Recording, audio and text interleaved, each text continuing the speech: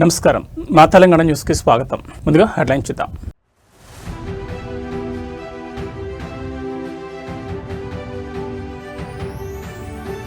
అల్వాల్లో ఆధ్యాత్మిక సందడి. హనుమాన్ జయంతి వేడుకల్లో పాల్గొన్న మైనంపల్లి హనుమంతరావు.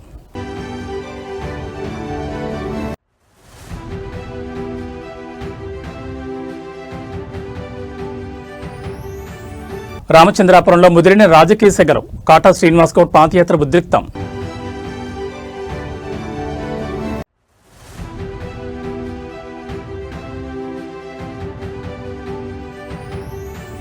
పెద్దవంగరలో ఘనంగా ప్రజాపాలన గ్రామసభ. ప్రభుత్వ పథకాలపై విస్తృత చర్చ. హనుమాన్ జయంతి వేడుకల్లో భాగంగా నర్సాపూర్లో నిర్వహించిన శోభాయాత్రలో స్వల్ప అపశృతి చోటు చేసుకుంది. రాయరావు చెరువు గట్టు వద్ద గల హనుమాన్ ఆలయం నుంచి ఎమ్మెల్యే సునీతారెడ్డి మరియు ఇతర ప్రముఖులు ఈ శోభాయాత్ర ఘనంగా ప్రారంభించారు. శోభాయాత్ర సందర్భంగా భక్తులు, యువకులు పెద్ద ఎత్తున బాణాసంచా కాలుస్తుండగా ఎగిసిపడిన నిప్పురవలు రోడ్డు పక్కన నిలిపి ఉంచిన ఒక స్కూటీపై పడ్డాయి. క్షణాల్లోనే మంటలు వ్యాపించి స్కూటీ పూర్తిగా దగ్ధమైంది. అక్కడే ఉన్న పోలీసులు, స్థానికులు మంటలు నార్పే ప్రయత్నం చేసినప్పటికీ ఫలితం లేకుండా పోయింది. ఈ ఘటనతో ఒక్కసారిగా భక్తులు ఆశ్చర్యానికి ఆందోళనకు గురయ్యారు. ఈ సందర్భంగా ఎమ్మెల్యే సునీత మాట్లాడుతూ భక్తులందరూ శోభాయాత్రను భక్తి శ్రద్ధలతో ప్రశాంత వాతావరణంలో జరుపుకోవాలని కోరారు. ఎక్కడ అవాంఛనీయ సంఘటనలు జరగకుండా జాగ్రత్తలు తీసుకోవాలని నాయకులకు, పోలీసులకు సూచించారు. అనంతరం రాయారావు చెరువుగట్టు నుంచి ప్రారంభమైన ర్యాలీ పెద్ద చింతకుంట జల హనుమాన్ దేవస్థానం వరకు ప్రశాంతంగా కొనసాగింది. ఈ కార్యక్రమంలో అన్ని పార్టీల నాయకులు, వేలాది మంది హనుమాన్ భక్తులు పాల్గొన్నారు.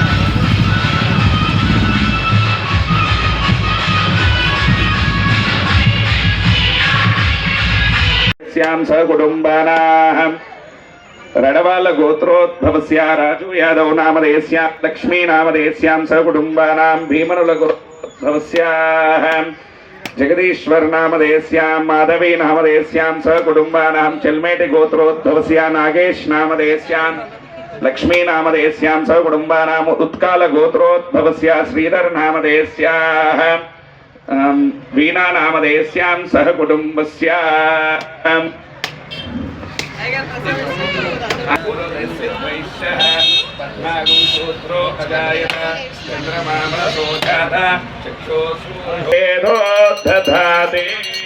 మంగళం కౌసలేంద్రాయ మహనీయ గుణాత్మనే చక్రవర్తి తనూజాయ సార్వభౌమాయ మంగళం. శ్రీ ప్రసన్నాంజనేయ స్వామి దేవతాభ్యో నమః. ఆనంద కర్పూరమానికి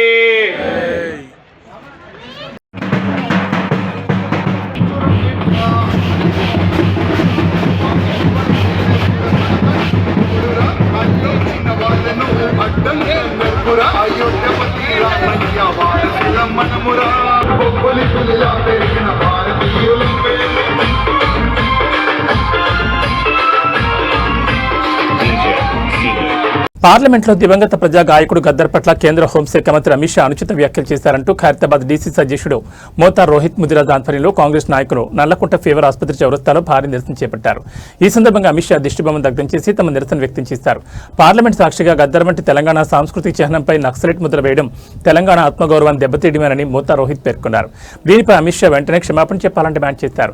సభలో గద్దర్ పట్ల అనుచిత వ్యాఖ్యలు చేస్తుంటే తెలంగాణకు చెందిన బీజేపీ ఎంపీలు మౌనంగా ఉండడం సిగ్గుచేటని, వారు వెంటనే తమ పదవులకు రాజీనామా చేయాలని కోరారు. లేని పక్షంలో వారిని తెలంగాణలో తిరగనివ్వబోమని హెచ్చరించారు. బీజేపీ రాష్ట్ర కార్యాలయానికి వెళ్లే ప్రధాన రహదారికి గద్దర్ మార్గాన్ని పేరు పెట్టాలని ముఖ్యమంత్రి రేవంత్ రెడ్డికి మోతార్ రోహిత్ విజ్ఞప్తి చేశారు. ఇది గద్దర్కి ఇచ్చే నిజమైన గౌరవమని ఆయన అభిప్రాయపడ్డారు.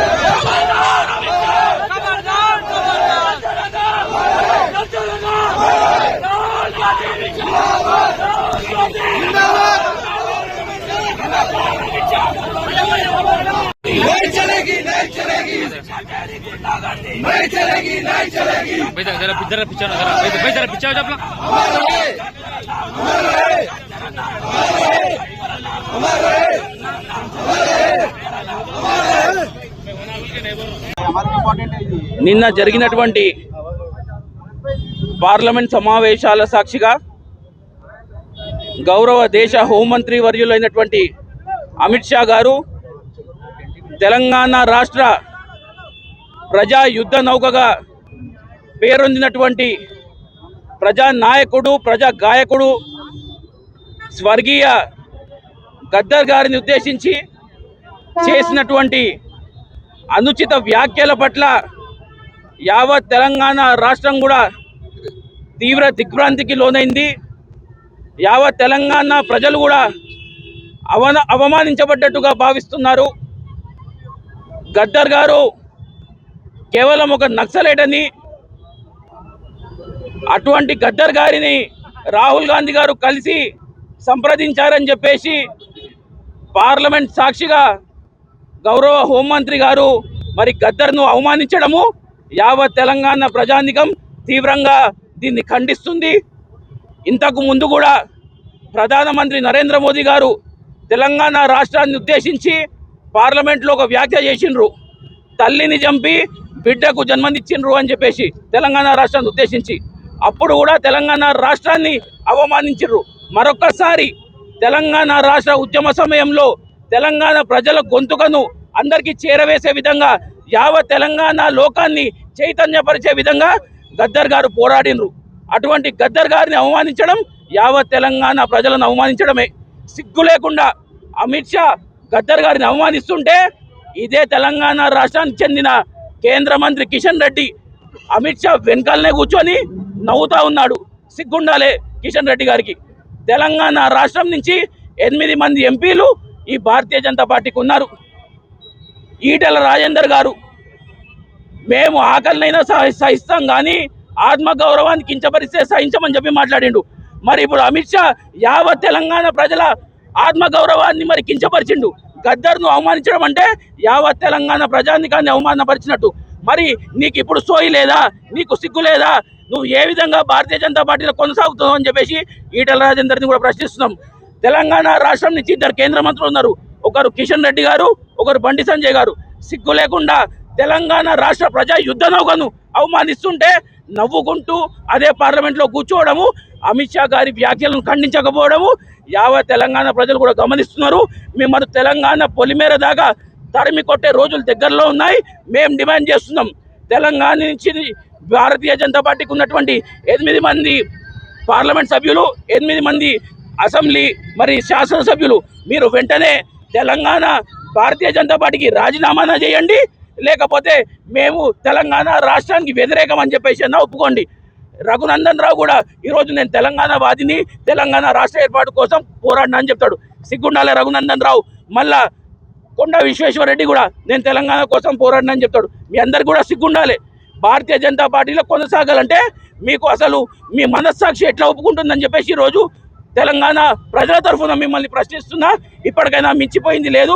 మీరు ఇప్పుడు అమిత్ షా అనే వ్యక్తి ఎన్నో మర్డర్లు చేసి గుజరాత్ రాష్ట్రం నుంచి తడిపారైన వ్యక్తి. అటువంటి తడిపార్ నాయకుడు ఈరోజు తెలంగాణ అమిత్ షా లాంటి తడిపార్ వ్యక్తి తెలంగాణ ప్రజలకు నీతి వ్యాఖ్యలు చెప్తుండా. దీన్ని తీవ్రంగా ఖండిస్తున్నాము. భారతీయ జనతా పార్టీ నాయకులు ఎవరైతే పార్లమెంట్లో ఉన్నారో వెంటనే మీరు పార్టీ కన్నా రాజీనామా చేయండి, లేకపోతే తెలంగాణ రాష్ట్రం నుంచి శాశ్వత బహిష్కృతం మిమ్మల్ని చేస్తామని చెప్పేసి ప్రజల తరఫున కూడా తెలియజేస్తున్నాము. మీరు వెంటనే అమిత్ షాతో మరి గద్దర్ గారికి క్షమాపణ చెప్పించేదాకా కూడా ఈ పోరాటం కొనసాగుతుంది.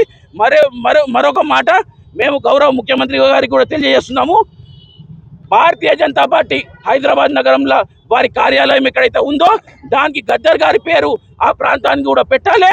ఈ భారతీయ జనతా పార్టీ నాయకులు భారతీయ రాష్ట్ర జనతా పార్టీ కార్యాలయానికి వెళ్ళాలంటే కూడా గద్దర్ గారి పేరు స్మరించుకునే విధంగా గౌరవ ముఖ్యమంత్రి గారు నిర్ణయం తీసుకోవాలని చెప్పేసి కూడా ఈరోజు తెలియజేస్తున్నాం. జనగామ జిల్లాలోని తరిగొప్పల మండల కేంద్రంలో 99 రోజుల ప్రజాపాలన ప్రగతి ప్రణాళికలో భాగంగా నిర్వహించిన గ్రామ సభకు జిల్లా కలెక్టర్ సందీప్ కుమార్ జూ ముఖ్య అతిథిగా హాజరయ్యారు. గ్రామ పంచాయతీ కార్యాలయ ఆవరణలో జరిగిన ఈ సభలో కలెక్టర్ ప్రజలతో నేరుగా ముఖాముఖి నిర్వహించి ప్రభుత్వ పథకాల అమలు తీరును పర్యవేక్షించారు. రైతు రుణమాఫీ, రైతు బీమా, ఇందిరమ ఇళ్లు, వడ్డీ లేని రుణాలు, కొత్త రేషన్ కార్డులు మరియు సన్నబియ్యం పంపిణీ వంటి అంశాలపై లబ్ధిదారుల వివరాలను అధికారులు బహిరంగంగా చదివి వినిపించారు. ముఖ్యమంత్రి అల్పాహార పథకం, ఇంటర్మీడియట్ విద్యార్థులకు మధ్యాహ్న భోజనం, విభిన్న ప్రతిభావంతులకు మోటార్ వాహనాలు మరియు సేంద్రీయ వ్యవసాయం వంటి నూతన కార్యక్రమాలపై కలెక్టర్ ప్రజలకు అవగాహన కల్పించారు. ఈ ప్రజా ప్రభుత్వంలో నిరుపేదలకు సంక్షేమ పథకాలు పారదర్శకంగా అందుతున్నాయని లబ్ధిదారులు సభలో తమ సంతోషాన్ని వ్యక్తం చేశారు. త్రాగునీరు, రహదారులు, పారిశుద్ధ్యం వంటి ప్రాథమిక సమస్యలను గ్రామ స్థాయిలోనే పరిష్కరించాలని కలెక్టర్ అధికారులను ఆదేశించారు. ప్రజా భాగస్వామ్యంతోనే గ్రామాభివృద్ధి సాధ్యమని అని పిలుపునిచ్చారు. ఈ కార్యక్రమంలో తహసీల్దార్ మోసిన్, మండల ప్రత్యేక అధికారి రాణా ప్రతాప్, గ్రామ సర్పంచ్ జ్యోతి, పంచాయతీ కార్యదర్శి భాగ్యలక్ష్మి మరియు పెద్ద సంఖ్యలో గ్రామస్తులు పాల్గొన్నారు.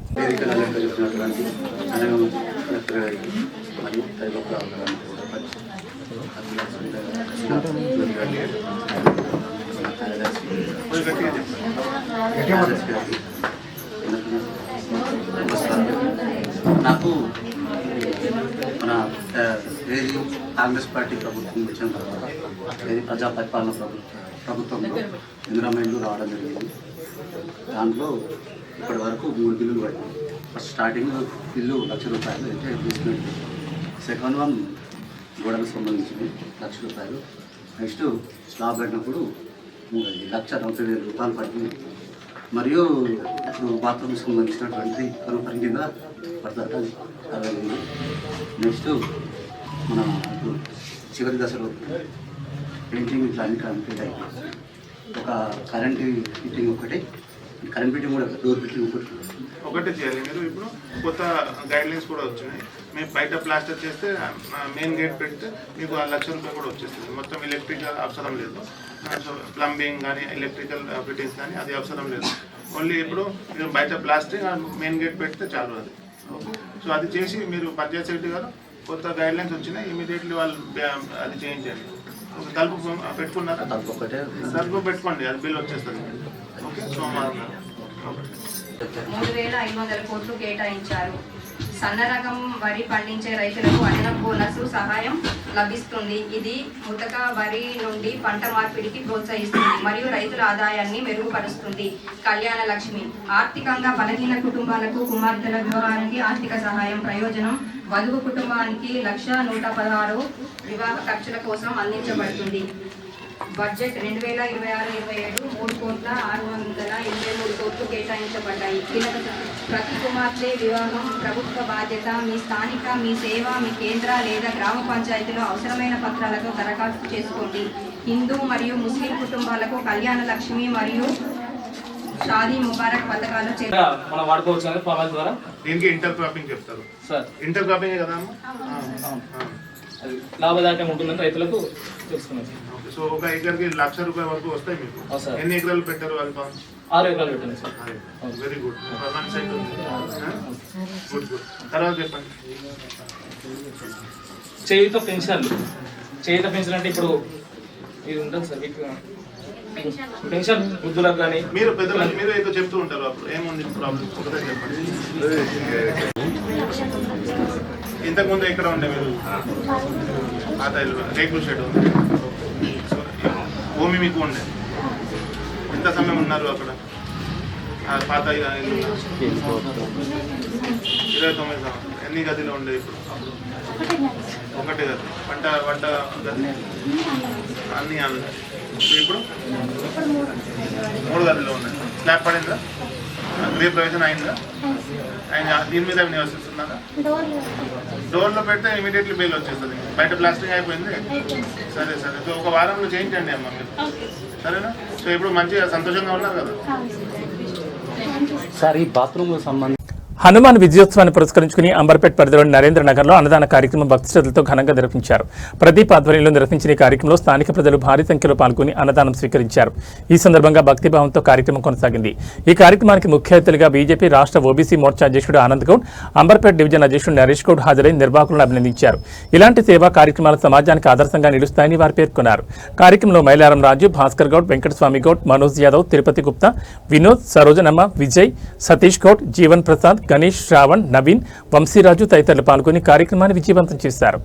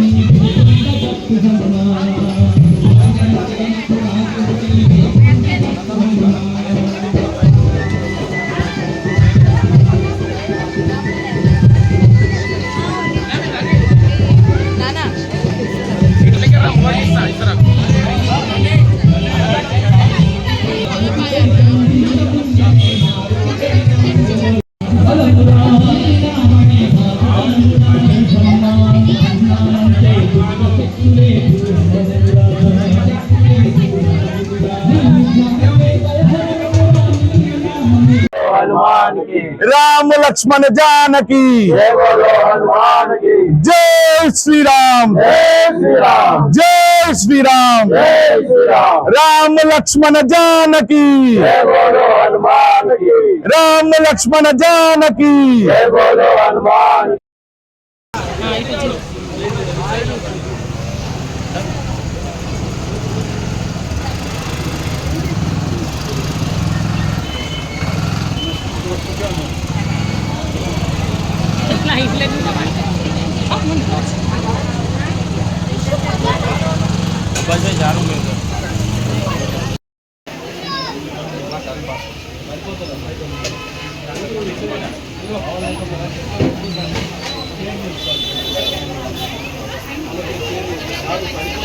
दोनों इधर देख।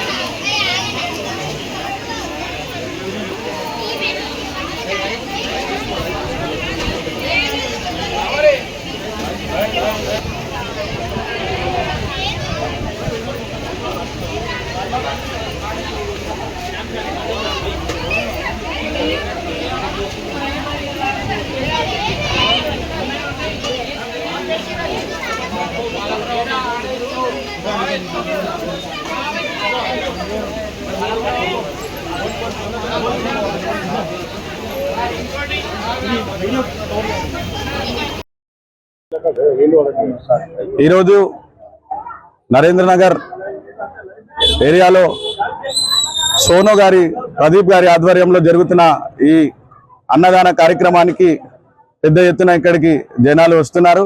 అయితే ఈరోజు హనుమాన్ జయంతిని పురస్కరించుకొని రాష్ట్ర వ్యాప్తంగానే కాకుండా దేశవ్యాప్తంగా కూడా హిందువులందరూ తమ తమ నియోజకవర్గాల్లో కానీ డివిజన్లలో కానీ పెద్ద ఎత్తున ఈరోజు ఈ యొక్క కార్యక్రమాలను చేపడుతున్నారు.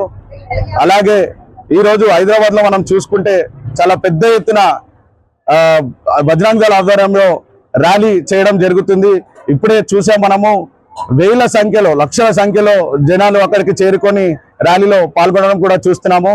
ఇలాగే ఈ ఐకమత్యాన్ని కొనసాగిస్తూ రానున్న రోజులలో కూడా మనం హిందువులం అందరము ఏకతాటి పైన ఉండి ఇలాంటి శ్రీరామ నవమి కానివ్వండి, హనుమాన్ జయంతి కానివ్వండి, ఇలాంటి యువకులందరూ ముందుకొచ్చి ఈ యొక్క కార్యక్రమాలను స్వచ్ఛందంగా చేస్తూ హిందూ ఐక్యతను కాపాడాలని అందరినీ కోరుకుంటూ మనం ఎన్నో చూస్తున్నాము, ఇప్పుడు సమాజంలో చూస్తున్నాము ఎలాంటి పరిస్థితులు ఉన్నాయో, రానున్న రోజులలో ఎలా ఉంటుందో అని మనం ఒకసారి విశ్లేషణ చేసుకోవచ్చు.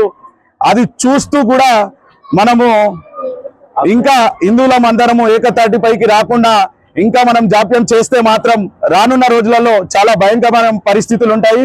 అందుకని నేను హిందువులందరికీ ఒకటే పిలుపునిస్తున్నాను, మనం అందరం ఏకతాటిపై ఉందాం.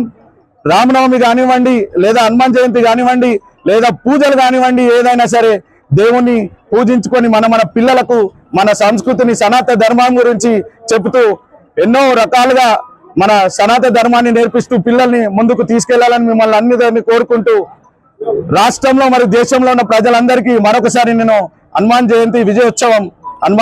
విజయోత్సవం శుభాకాంక్షలు తెలియజేసుకుంటూ మళ్ళొకసారి నేను యువతకు, తెలంగాణలో ఉన్న యువతకు మరియు దేశంలో ఉన్న యువతకు అందరికీ నేను ఒక మాట చెప్తున్నాను, మీరు ముందుకు రావాలి ఇలాంటి కార్యక్రమాలు చేయడానికి. ఇలాంటి కార్యక్రమాలు చేస్తేనే మన హైందవ ధర్మం నిలబడుతుందని మిమ్మల్ని అందరినీ మళ్ళొకసారి గుర్తు చేస్తూ మళ్ళొకసారి మీ అందరినీ పిలుపునిస్తూ మనమందరం ఐక్యంగా ఉండి ఐక్యంగా అఖండ భారత్ని నిర్మించుకుందామని మిమ్మల్ని అందరినీ కోరుకుంటూ సెలవు తీసుకుంటాను. నల్గొండ జిల్లా నకరికల్ మండలం గొరెంకలపల్లి గ్రామంలో ఏర్పాటు చేసిన ధాన్యం కొనుగోలు కేంద్రాన్ని ప్రభుత్వ విప్ నకరికల్ ఎమ్మెల్యే వేముల వీరేశం ప్రారంభించారు. అనంతరం గ్రామంలో నిర్వహించిన గ్రామసభ కార్యక్రమంలో పాల్గొన్నారు. ఈ సందర్భంగా ఎమ్మెల్యే మాట్లాడుతూ రైతులకు మద్దతుగా ధాన్యం కొనుగోలు కేంద్రాలు ఏర్పాటు చేయడం ద్వారా వారికి సరైన ధర లభించేలా చర్య తీసుకుంటున్నామని తెలిపారు. అలాగే గ్రామంలో నూతనంగా ఏర్పాటు చేస్తున్న డాక్టర్ బిఆర్ అంబేద్కర్ విగ్రహం మరియు ఛత్రపతి శివాజీ విగ్రహాల నిర్మాణ పనులకు శంకుస్థాపన చేసి ఈ విగ్రహాలు యువతకు ప్రేరణగా నిలుస్తాయని అన్నారు. అనంతరం నకరికల్ పట్టణంలోని చీమలగడ్డ ప్రాంతంలో ఏర్పాటు చేసిన ధాన్యం కొనుగోలు కేంద్రాన్ని ప్రారంభించారు.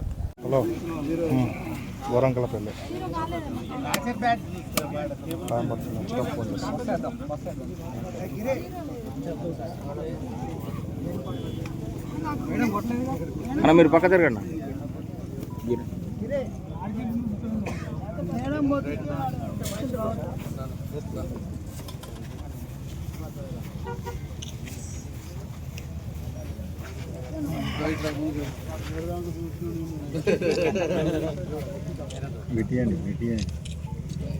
ఫోన్ జనవరి అదృష్టంగా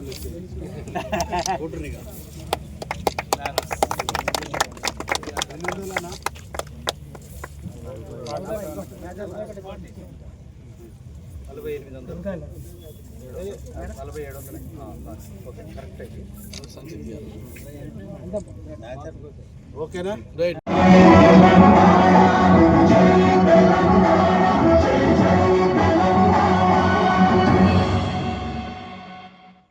పాలనలో భాగంగా ఈరోజు గ్రామ సభలు, పట్టణాలలో మున్సిపాలిటీ సభలలో నేను, మా స్పెషల్ ఆఫీసర్ జెపిసిఓ గారు, మండలి చైర్మన్ గుత్తా సుఖేందర్ రెడ్డి గారు, జిల్లా కలెక్టర్ గారు మన నియోజకవర్గంలో దాదాపు ఇప్పుడు 4వ సభలో మేము పాల్గొనడం జరిగింది. గత 2 సంవత్సరాల పరిపాలన పూర్తి చేసుకొని 3 నెలలు అవుతున్నటువంటి సందర్భంలో ఈ ప్రజాప్రభుత్వం ఏర్పడి ప్రజాపాలన వచ్చిన తర్వాత గౌరవ ముఖ్యమంత్రి రేవంత్ రెడ్డి గారు, తెలంగాణ రాష్ట్ర ప్రభుత్వం అమలు చేస్తున్నటువంటి సంక్షేమ అభివృద్ధి ఫలాలు, ప్రజలకు అందుతున్నటువంటి తీరుతెన్నులు, ప్రజలు పొందుతున్నటువంటి తీరుతెన్నుల్ని కింది స్థాయి వరకు తీసుకెళ్ళి వాళ్ళతో మాట్లాడి వాళ్ళతో చర్చించి ఈ పథకాల అమలు ఏ విధంగా ఉంది, ఇంకా ప్రజలకి ఏం నీడ్ ఉంది, ఏం అవసరాలు ఉన్నాయి అనేటువంటి ఒక అంశాన్ని తెలుసుకోవడం కోసం సమగ్రంగా సమర్థవంతంగా ఈ పథకాలు ఎన్ని స్థాయి వరకు సామాన్యులలో అతి సామాన్యుడికి అందేటువంటి దిశగా మా ప్రభుత్వం ముందుకు పోవాలనేటువంటి సంకల్పంతో ఈ 99 రోజుల ఈ ప్రజాపాలన ప్రణాళిక కార్యక్రమాన్ని ప్రవేశపెట్టడం జరిగింది. ఆయా వార్డులలో ఉండేటువంటి పారిశుద్ధ్య సమస్య నుంచి మొదలుకొని అక్కడ ఉండేటువంటి ప్రజలకు ఆరోగ్య సమస్య నుంచి మొదలుకొని ఇళ్ల సమస్య నుంచి మొదలుకొని పెన్షన్ల కాంచి మొదలుకొని అనేక సమస్యలపైన ఈ 99 రోజుల పాటు అధికారులు క్షుణ్ణంగా పరిశీలించి పనిచేసి తెలుసుకొని వాళ్ళ నుంచి వినతులు స్వీకరించినటువంటి సమస్యల పరిష్కారం కోసం ఒక ప్రణాళికను రూపొందించుకొని ముందుకు పోవడం కోసమే ఈ కార్యక్రమాన్ని ఏర్పాటు చేశాము. దీంతోపాటు ఈ 2 సంవత్సరాల 3 నెలల కాలంలో మేము సాధించిన ప్రగతి కానీ మేము భవిష్యత్తులో చేయబోతున్నటువంటి అనేక అభివృద్ధి సంక్షేమ కార్యక్రమాలు కూడా ప్రజలకు వివరిస్తూ ముందుకు పోతున్నటువంటి ఒక పరిస్థితుల్లో ఈ గ్రామ సభలు జరుగుతూ ఉన్నాయి. ప్రజలు అద్భుతంగా ఈ ప్రభుత్వం ప్రవేశపెడుతున్న సన్నబియ్యం కానీ రేషన్ కార్డు కానీ రేపు ఇంటర్మీడియట్ పిల్లలకు ఇస్తున్నటువంటి మధ్యాహ్నం భోజనం కానీ బ్రేక్ఫాస్ట్ కానీ ఈరోజు ఎల్కేజీ నుంచి ఇంటర్మీడియట్ వరకు ఉన్నటువంటి పిల్లలకు ఇస్తున్నటువంటి బ్రేక్ఫాస్ట్ కానీ ఇవన్నిటిని కూడా ప్రజలు అద్భుతంగా ఆస్వాదిస్తారు. ఎందుకంటే గతంలో ఎన్ని ప్రభుత్వాలు ఎంతమంది పాలకులు వచ్చినా కానీ పిల్లల పోషకాహార విషయంలో ఎవరు కూడా జాగ్రత్తలు తీసుకుంటున్నారు. పిల్లలంటే ఎదుగుతున్నటువంటి యువకులు ఈ దేశానికి సంబంధించినటువంటి పెద్ద సంపదగా ముఖ్యమంత్రి గారు చేస్తున్నటువంటి ఒక కార్యక్రమాన్ని గొప్పగా ఆస్వాదిస్తూ ప్రజాప్రభుత్వానికి ఒక బ్రహ్మాండమైనటువంటి ఆమోదం ప్రజల్లో మాకు లభిస్తుంది. ఎండాకాలము వస్తుంది కాబట్టి వడగళ్ల వానలు అకాల వర్షాలు వచ్చేందుకు కూడా అవకాశం ఉంది కాబట్టి వచ్చిన ధాన్యాన్ని వెంటనే కొనాలనేది ఈరోజు దాదాపు మన నియోజకవర్గంలో 3 ఐకేపీ పిఎస్సిఎస్ సెంటర్లను ఓపెన్ చేయడం జరిగింది. ఇంకోటి కూడా ఓపెన్ చేయబోతా ఉన్నాం. ఎక్కడ ధాన్యం ఇస్తే ఎక్కడ ధాన్యము మార్కెట్లో రైతులు చేరిస్తే అక్కడ వెంటనే కేంద్రాలను ఓపెన్ చేయాలనే ఆలోచనతో ఉన్నాం. వచ్చిన ప్రతి గింజను మ్యాచర్ వచ్చినటువంటి వెంటనే కొనాలనేటువంటి ఆలోచనతో కూడా ముందుకు ఉన్నాం. రైతాంగానికి అందరూ కూడా మేము విజ్ఞప్తిస్తాం. ప్రభుత్వం ఇస్తున్నటువంటి మద్దతు ధరతో మీ ధాన్యాన్ని ప్రభుత్వము నడుపుతున్నటువంటి ఐకేపీ పిఎస్సిసి డిసిఎంఎస్ సెంటర్లలో మీరు ధాన్యాన్ని అమ్ముకొని మీరు మద్దతు ధరను పొందాలని చెప్పేసి మేము విజ్ఞప్తి చేస్తా ఉన్నాం. ప్రభుత్వము మ్యాచర్ వచ్చిన వెంటనే మీ ధాన్యాన్ని కొనుగోలు చేస్తుంది. కొనుగోలు విషయంలో ఎక్కడ కూడా ఆలస్యం జరగదు కాబట్టి మీరు దళారీల బారిన పడకుండా ప్రభుత్వం ఇచ్చినటువంటి మద్దతు ధరతో ప్రభుత్వం నడుపుతున్నటువంటి కొనుగోలు కేంద్రాలలో ధాన్యాన్ని తీసుకోవాలని విజ్ఞప్తి చేస్తుంది. రాష్ట్రంలోని కాంగ్రెస్ ప్రజాప్రభుత్వం అర్హులైన ప్రతి ఒక్కరికి సంక్షేమ పథకాలు అందించడమే లక్ష్యంగా పనిచేస్తోందని వరంగల్ పశ్చిమ ఎమ్మెల్యే నాయన్ రాజేందర్ రెడ్డి అన్నారు. గ్రేటర్ వరంగల్ 29వ డివిజన్ పరిధిలోని రామన్నపేటలో నగర మేయర్ గుండు సుధారాణి అధ్యక్షతన ప్రజాపాలన గ్రామసభ నిర్వహించారు. ఈ సందర్భంగా ఎమ్మెల్యే నాయన్ మాట్లాడుతూ గతంలో పథకాలు లబ్ధి పొందని వారికి అర్హులైన ప్రతి పేద కుటుంబానికి ప్రభుత్వ పథకాలు చేరాలని ఈ గ్రామసభలను ఏర్పాటు చేసినట్టు తెలిపారు. దరఖాస్తు చేసుకున్న ప్రతి ఒక్కరిని క్షుణ్ణంగా పరిశీలించి న్యాయం చేస్తామని హామీ ఇచ్చారు. మేయర్ గుండు సుధారాణి మాట్లాడుతూ ప్రజల సమస్యలు నేరుగా తెలుసుకునేందుకు ప్రభుత్వ పథకాలపై అవగాహన కల్పించేందుకు ఈ సభలు ఎంతగానో ఉపయోగపడతాయన్నారు. నగరాభివృద్ధిలో ప్రజల భాగస్వామ్యం అవసరమని పేర్కొన్నారు. ఈ కార్యక్రమంలో వివిధ శాఖల ప్రభుత్వ ఉన్నతాధికారులు, స్థానిక కార్పొరేటర్లు, నాయకులు మరియు రామన్నపేట నివాసులు పెద్ద సంఖ్యలో పాల్గొన్నారు. ప్రజల నుంచి వచ్చిన వినతులను అధికారులు అక్కడికక్కడే స్వీకరించారు.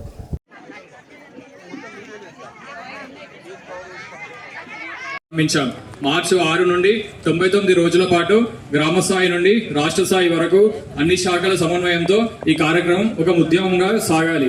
ఊరువాడ సమస్యల పరిష్కారమే పరమావధిగా ప్రతి అధికారి పనిచేయాలి. వేగంగా ఫైళ్ల క్లియరెన్స్, ప్రభుత్వ కార్యాల్లో పరిశుభ్రత, నిర్ణయాల్లో పారదర్శకత ఉండాలి. 2 సంవత్సరాల 3 నెలలు పూర్తయింది. ఆర్థిక సవాళ్లను అధిగమిస్తూ గత పాలకుల తప్పిదాలను సరిచేస్తూ సంక్షేమం, అభివృద్ధి విషయంలో రాజీ పడకుండా మన ప్రభుత్వం పనిచేస్తుంది. మేం పాలకులం కాదు, సేవకులం అన్న భావనతో ప్రజల ఆకాంక్షలు, అవసరాలే వాళ్ళ వర్క్ లోడ్ తగ్గించడానికి వాళ్ళ బుక్ కీపింగ్ ఏదైతే ఉన్నదో అక్కడ ఉన్న దివ్యా మేడము 10 గ్రూప్లకు ఒకరిని బుక్ కీపర్ మీకు మా కార్పొరేషన్కే పనులకే తీసుకుంటారు. హౌసింగ్ నుంచి వచ్చిన వాళ్ళు అన్నది మాత్రం దేనికి ఉండదు. ఎందుకంటే ఏది చేసినా కానీ మన దాంట్లోనే మీకు 3 సంవత్సరాలకి 2000 వేస్తారా, ఎంత వేస్తారా తెలియదు. అంటే సార్ నెలకి ఎంత పడుతుంది? 50 రూపాయలు కూడా పడదు కదా. అన్నీ ఈజీగానే ఉంటుంది. దాన్ని మన ముఖ్యమంత్రి రేవంత్ రెడ్డి గారు వారి ఆలోచన నిజంగా కూడా ఉదయాన లేస్తే సామాన్యునికి ప్రతి స్కీము కింది స్థాయి వరకు చేరే విధంగా ఉండాలనే ఆలోచన తాపత్రయంతో ప్రతిదీ కూడా నిర్ణయం తీసుకుంటూ ఉంటారు. వారు ఏదో ఓ కార్యక్రమం తీసుకున్నాంలే, ఓ 4 కార్యకర్తలకో వాళ్ళకో వీళ్ళకో ఇచ్చి వదిలేసుకుంటే పని అయిపోతుంది అని ఆలోచన తీరే చేసేవారు కాదు. గ్రామ స్థాయిలో ప్రతి ఒక్కరికి గతంలో చనిపోతేనే మాకు ఇంకోరికి వస్తుందని చెప్పి ఎదురు చూసేది. ఆ ఊర్లో సర్పంచ్ కానీ ఊర్లో కార్పొరేటరే కానీ సిటీలో ఈ ప్రోగ్రాం ఉన్నది మీటింగ్లకు రా, ఆ ప్రోగ్రాం ఉన్నది మీటింగ్లకు రాండి అని అంటే ప్రజలు వాళ్ళు ఎంబడి పడిపోయేది. ఎందుకు పోయేదంటే ఎవరైనా చనిపోతే అవకాశం వస్తే రేపు నాకు వస్తుందేమో అనే అవకాశంతో ప్రజలందరూ వాళ్ళతో పాటు పోయేది. రాజశేఖర రెడ్డి గారు వచ్చిన తర్వాత, కాంగ్రెస్ పాలన 2004లో వచ్చిన తర్వాత అధికారులని ఇంటింటికి వెళ్ళి ఎవరెవరు అర్హులు, నా కులం చూడలేదు, మతం చూడలేదు, ఎవరెవరికైతే అర్హత ఉన్నదో పార్టీలు కూడా చూడలే, ఏ పార్టీ అయినా పర్లే, అర్హత ఎవరెవరికి ఉన్నదో ఆ లిస్టు తయారు చేయమని చెప్పి ఆ రోజులలో పెన్షన్లు కానివ్వండి, రేషన్ కార్డులు కానివ్వండి, ఇంటి స్థలాలు కానివ్వండి కేటాయించడం వలన మరి కాంగ్రెస్ పార్టీ కౌన్సిలర్లు సర్పంచ్లు ఊరికి పోయి అరే మీటింగ్ ఉన్నది రండయ్యా అని అంటే నాకు ఈ పని ఉన్నది ఆ పని ఉన్నది అని చెప్పేది. అరే నీకు మొన్ననే ఇల్లు ఇచ్చిన కదా, లేకపోతే ఇంకోటి ఇచ్చిన కదా, రావా అని అంటే నువ్వు ఇచ్చినది క్లీన్ చేసుకోవాల్సిన బాధ్యత మనది. దానికి ఒక రేట్ ఫిక్స్ చేస్తాము. ఆ రేటు కౌన్సిల్ ద్వారా ఫిక్స్ చేయడం జరిగింది. ఇది 3 సంవత్సరాలకు ఒకసారి చేసుకోవడం కాబట్టి దానికి ఏ రేట్ ఫిక్స్ చేసిందో దాని ద్వారా మీరు ఆ సెప్టిక్ ట్యాంక్ క్లీనింగ్ అన్నది చేసుకోవాలి. అదే విధంగా ప్రతి ఒక్కరు కూడా ప్రతి దాంట్లో కూడా ఇన్వాల్వ్ కావాల్సిన అవసరం ఉన్నదని మీకు తెలియజేసుకుంటూ ఈ అవకాశం ఇచ్చినందుకు ధన్యవాదాలు.